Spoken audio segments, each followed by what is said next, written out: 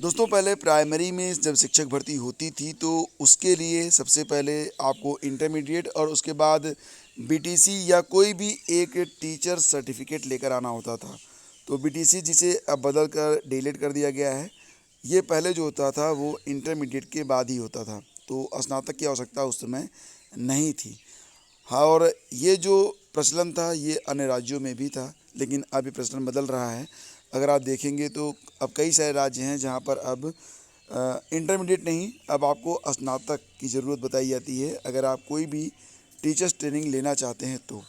लेकिन जो लोग पहले से ही इंटरमीडिएट के बेस पर अपना ये जो सर्टिफिकेट है प्राप्त कर चुके हैं टीचर्स ट्रेनिंग का, तो उनके लिए एक बड़ी खबर है। देखिए, एक बहुत पहले का मैटर है, विक्रम सिंह सूरज कुमार त्रिपाठी आदि का मैटर था, जिसमें हाई कोर्ट ने इसका समाधान कर दिया था कि एनसीटी की गाइडलाइन के अनुसार इंटरमीडिएट के बाद अगर कोई प्रशिक्षण डिप्लोमा है, जैसे बीटीसी है या इसके समकक्ष कोई भी टीचर्स ट्रेनिंग कोई व्यक्ति लेकर आया है, तो उसे वर्तमान में भी सहायक अध्यापक नियुक्त होने के लिए अर्ह है, मतलब वो एलिजिबल है।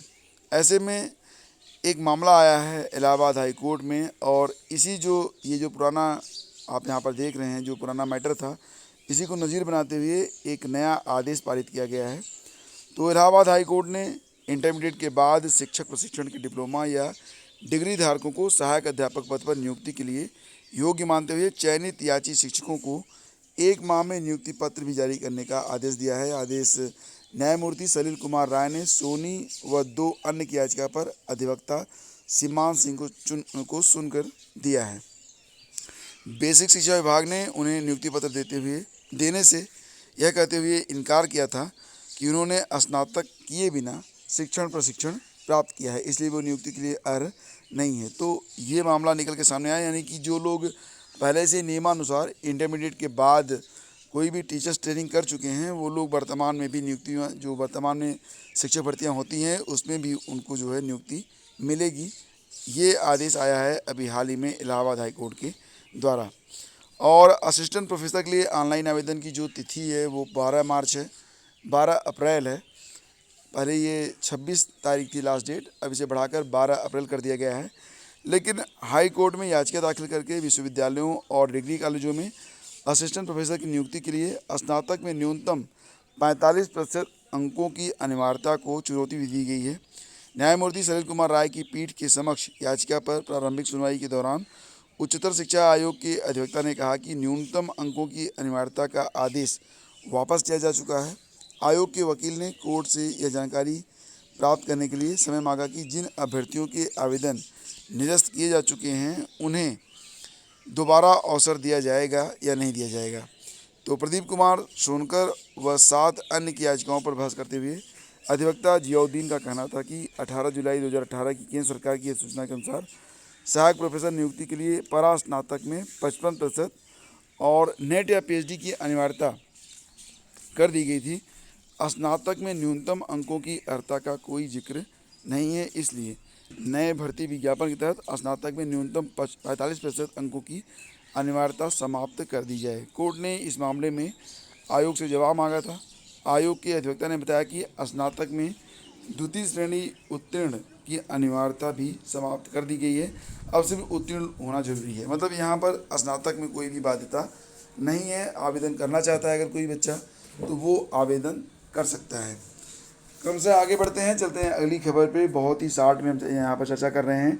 करंट अफेयर का वीडियो आज सुबह अपलोड नहीं हो पाया, और ये वीडियो आपको नियर अबाउट 11 AM यानी कि 11 बजे के आसपास उपलब्ध रहेगा। कर्मचारी चयन आयोग की ओर से केंद्रीय सुरक्षा बलों के लिए कांस्टेबल जीडी भर्ती 2020 के लिए अभी युवाओं को थोड़ा इंतज़ार करना होगा, नियर अबाउट 1 मंथ। भर्ती घोषित होने में देरी के पीछे गृह मंत्रालय की ओर से नवगठित केंद्र शासित प्रदेशों लद्दाख और जम्मू कश्मीर को लेकर केंद्रीय सुरक्षा बलों की स्थिति जो है वो स्पष्ट नहीं होना बताया जा रहा है। विभागीय सूत्रों की माने तो कांस्टेबल जीडी भर्ती में महीने भर का समय और लग सकता है। एसएससी की ओर से कांस्टेबल जीडी भर्ती के लिए जो नोटिफिकेशन था ये 25 मार्च को ही जारी कर दिया गया है। आगे बढ़ते हैं, अगली खबर पे चलते हैं। खबर ये है कि स्टेनोग्राफर भर्ती की 2 स्टेज की परीक्षा अवैध घोषित की गई है। तो देखो यहाँ पर जो पूरा मैटर है वो थोड़ा सा आपको शॉकिंग लगेगा, क्योंकि इसमें लोग नियुक्ति भी प्राप्त कर चुके हैं और जॉब भी कर रहे हैं। और ऐसी स्थिति में जब मतलब जॉब कर रहा है व्यक्ति, उसको फिर से कहा जा रहा है कि अब आपका जो टाइप टेस्ट होगा। यहाँ पर बेसिकली जो मैटर है वो ये है कि कुर्तीदेव फांड से यहाँ पर मंगल को शामिल किया गया और बहुत सारे बच्चों ने ऑब्जेक्शन ये किया था कि उन्हें बिना बताए मंगल में शामिल मतलब मंगल फांड दे दिया गया, जिससे वो टाइपिंग नहीं कर पाए। फिलहाल इलाहाबाद हाईकोर्ट ने अधीनस्थ न्यायालय में 327 स्टेनोग्राफर और 2341 क्लर्क परीक्षा 2014 में से स्टेनोग्राफर की स्टेज 2 व 3 परीक्षा 5 माह में नए सिरे से कराने का निर्देश दिया है।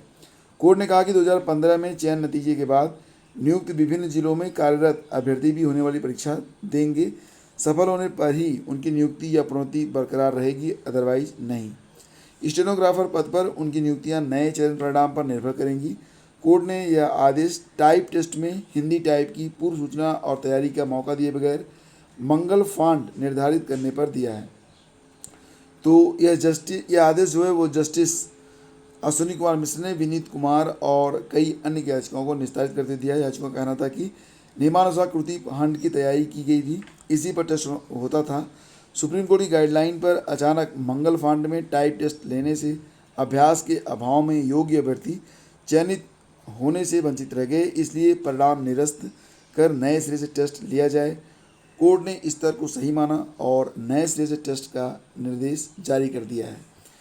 क्रमशः आगे बढ़ते हैं फ्रेंड्स, चलते हैं अगली खबर पे। और संयुक्त प्रवेश परीक्षा परिषद उत्तर प्रदेश के द्वारा संयुक्त प्रवेश परीक्षा पॉलिटेक्निक 2021 के बारे में एक सूचना है, जिसमें आवेदन की लास्ट डेट 26 फरवरी से शुरू होकर 15 अप्रैल तक है।